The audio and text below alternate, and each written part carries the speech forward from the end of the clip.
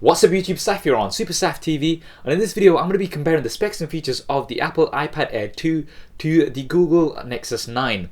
So we had the official Apple event today where they announced the Apple iPad Air 2 as well as the iPad Mini 3. And Google did something a little bit surprising, and they announced the Google Nexus 9 yesterday as well as the Google Nexus 6. So just the day before, deliberately competing with Apple here and trying to get hold of that tablet market share. But what are the key differences between these two devices? Well, do hit that thumbs up button and let's find out. So starting off with the difference in screen sizes, the Google Nexus 9 has an 8.9 inch screen, so almost 9 inches, whereas the iPad Air 2 has a 9.7 inch screen. So this is the same size as previous iPads. With the Google Nexus 9, they've gone for sort of a mid-range size here, so not too big, not too small. So it's comfortably in between the iPad Mini as well as the iPad Air. So right in between that sort of spot that they are going for here.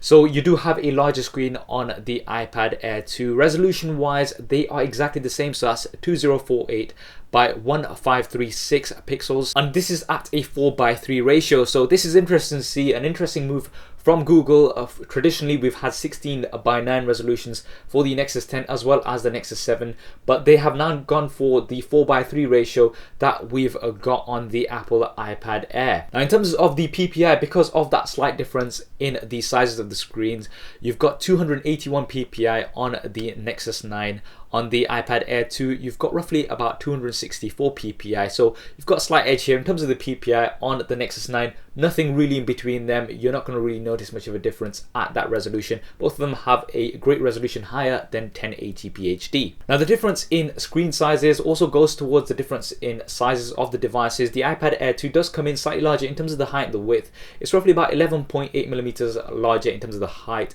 and around about 15.8 millimeters larger in terms of the width. So it is considerably larger compared to the Google Nexus 9. So you are getting that larger screen, but the bezels are a little bit large here on the iPad Air 2. So you are going to have a larger device which, you know, you're not going to be able to get your hands around, whereas with the Google Nexus 9 you may be able to do that. Now the thickness, however, the Google Nexus 9 is 1.8 millimeters thicker compared to the iPad Air 2, and that's because the iPad Air 2 is just 6.1 millimeters thin, which is absolutely insane. This is the thinnest tablet in the world, and it's crazy how they've managed to do this on a tablet. Yes, people are going to be talking about bendgate and how this thin device may get bent, but you're not going to be putting it in your pocket or anything, so I don't think this is something to be concerned about. Having a device that thin is absolutely great. Now the overall smaller size of the Google Nexus 9 also goes towards a smaller weight, so you've got 12 grams less here on the Google Nexus 9. Not really much between them two, and both of these actually have a premium build, I would say. With the Apple iPad Air 2, they've gone for that unibody metal design, so this is something we're used to seeing from the previous generations, and it's definitely a solid build, and you've got it in also gold this time around, which we've not had previously. Now with the Google Nexus 9, they've gone for a metal frame, so you've got metal frame with a plastic back. Now this has been made by HTC. Now HTC are known for the manufacturing quality of their devices, so I would say both of these have quite a good and premium build. This will come down to your personal preference. Now looking at the internals, so the processors with the iPad Air 2, you've got the Apple A8X chip. Now the clock speed they've not fully specified. You're looking at roughly about 1.3 gigahertz dual core, whereas on the Nexus 9 you've got a quad core 2.3 gigahertz processor, which is the Nvidia Tegra K1. Now both of these are 64-bit, so this is great to see. Now Apple have done this from the previous generation with the A7 chips, but this is the first time any Android device has had 64-bit technology, so this is really great to see that we've got 64-bit technology. Apps are not going to be able to fully utilize this as yet, but as new apps come out to fully take advantage of this, it's a great starting step. Now in terms of the RAM, you've got 1 gigabytes of RAM on the iPad Air 2. On the Google Nexus 9, you've got 2 gigabytes of RAM, so you do have a little bit more RAM here, which is going to be useful for your multitasking. Now in terms of the different storage versions available with the Google Nexus 9, you've got either 16 or 32 gigabyte storage versions. Now that's for Wi-Fi. The cellular version is only going to have 32 gigabytes, so if you want the Wi-Fi and cellular version, it is just the 32 gig version. Now with the iPad Air 2, they've gone for 16, 64 and 128 gig, both for Wi-Fi and cellular versions. Now this is the same thing that they did with the iPhone 6 and 6 Plus, where they got rid of the 32 gig version and they've just got straight to 64 gig. We would have liked if they went straight to 32 instead of from 16, but they've not done this, so we have a few more options here in terms of the different storage versions available on the iPad Air 2. Neither of these have expandable storage. Now looking at the cameras, both of these have an 8 megapixel rear facing camera, both capable of filming 1080p HD, and they both also have the same aperture 2.4. The advantage that you've got with the Apple iPad Air 2 is that you've got slow motion, so you've got 720p at 120 frames a second. Now this is something which was absolutely great on the iPhone 5s, and now they've got 240 frames a second on the iPhone 6 and the 6 Plus, but the iPad Air 2 does come with this slow motion feature. Now I'm personally not somebody that would use my tablet to take pictures or video anyway, but that's there if you want to use it. The Google Nexus 9 does have an LED flash, so if you do want to get something in very low light, that's an advantage that you have here. The front facing cameras, you've got 1.2 megapixel front facing camera on the Apple iPad Air 2. On the Nexus 9, you've got 1.6 megapixel front facing camera. Both of these are capable of filming 720p HD. However, with the iPad Air 2, you do have a lower aperture, so that's 2.2 aperture compared to the 2.4 aperture on the Google Nexus 9. So in terms of your low light shots from your front facing camera, it is going to be a little bit better on the iPad Air 2. Now moving on to the operating systems, you've got Android versus iOS here. You've got the latest version, so you've got 8.1 on the iPad Air 2. On the Google Nexus 9 is going to come out the box with version 5 of Android, which is Lollipop. So you are going to be getting the latest versions directly from the company, so you're going to be getting it directly from Apple and directly from Google, all of the updates, which is great for both of these devices because you're going to have that stock experience. In terms of which one is better, it does come down to personal preference. Now looking at some additional features that both of these offer, the Google Nexus 9 comes with dual front-facing speakers with HTC BoomSound, so this is something that's really great for immersive sound, and on a tablet this is something that you'll probably be using quite a bit if you're going to be watching videos and things. So having those front-facing speakers is absolutely great, and HTC are definitely known for that sound. They really do put a lot of effort into creating some high quality sound on their devices.